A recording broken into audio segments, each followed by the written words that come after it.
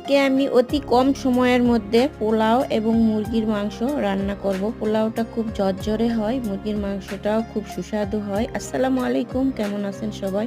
এদিকে আমি একটা চুলায় প্যান বসায় দিয়ে পেঁয়াজ রসুন সব কিছু আর কি দিয়েছি, দিয়ে এখানে তেল দিয়ে পরিমাণ মতো মশলা টশলা সব দিয়ে মুরগির মাংসটা আগে সুন্দর করে কষায় নিয়েছি। এই মুরগির মাংসটা আর কি হার্ড চিকেন আর কি, লেয়ার মুরগি, ডিম পাড়া। এই মুরগিটা খাইতে খুব সুস্বাদু হয়।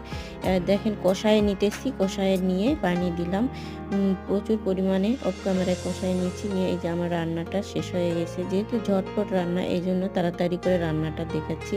আর এখানে পোলার চালটায় ধুয়ে সব কিছু দিয়ে পেঁয়াজ মরিচ সব কিছু দিয়ে আর কি ভেজে নিচ্ছি। নিয়ে এখানে পরিমাণ মতো পানি দিয়ে দিব।